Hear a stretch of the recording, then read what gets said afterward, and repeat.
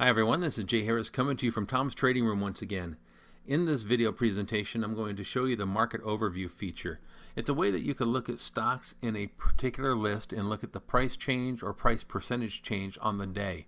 Now keep in mind our tools have a 15 or so minute delay, so when you bring up this feature and you bring up the list, just keep the price delay in mind. Hover your mouse over the Stocks tab at the top blue navigation bar, hover over Stock Analysis, and then left click on Market Overview. You refresh the page to Market Overview, and you can, under the Searched Stocks box, type in a specific symbol and look at the data for that particular stock or ETF, or you can keep the button in the radio, the dot in the radio button here, and choose any list. It says penny and weekly. Let's go ahead and scroll on down and just, for the purpose of this education, click S&P 100 optionable. Under the Search Controls box, you can have the max stocks displayed be 100, 250, 500, or 1,000. Now, even if you have the S&P 500 in the box and you leave it max stocks displayed at 100, you're only going to get 100 of the 500 in the S&P 500 list. In this case, I have the S&P 100. I'm asking for 100. Everything's going to be just fine. Now, before you click search, keep in mind the wizards over here to the right. Wizards is another word for scans or search functions. The wizards choices that you have are the sort column you can do by price change or price percentage change, the daily high and low as a price or a percentage, volatility, statistical or implied, volume, and the close. And we're going to leave it so that the list produced the stocks in descending order. Now the type sort, you have value, magnitude, and relative 1 and 2. I'm going to leave you guys with the Help tab. There's a Help button at the top here. Click on that and it opens up a new tab or window, and it has your let's go to the top here, your Market Overview Help page.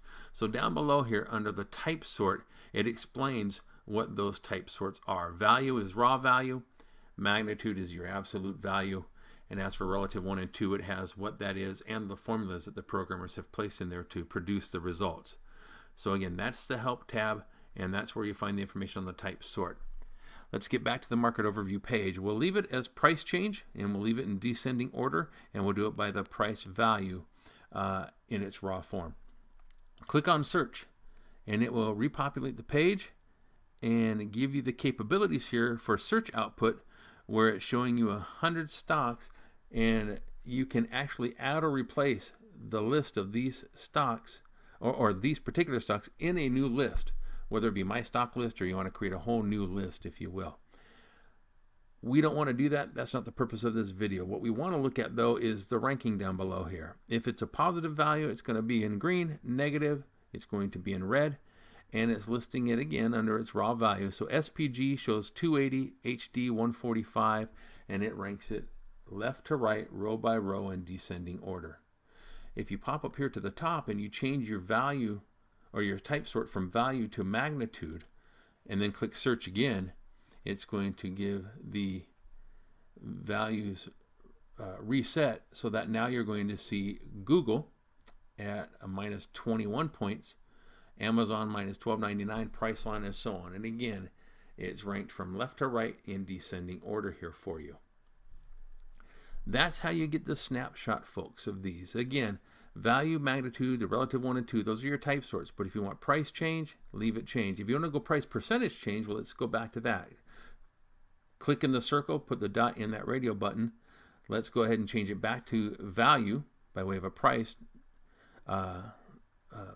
raw value, not absolute. Click search again, and down below here it refreshes the page and starts all over again, this time starting with Bank of America, BAC, and then SPG, and so on.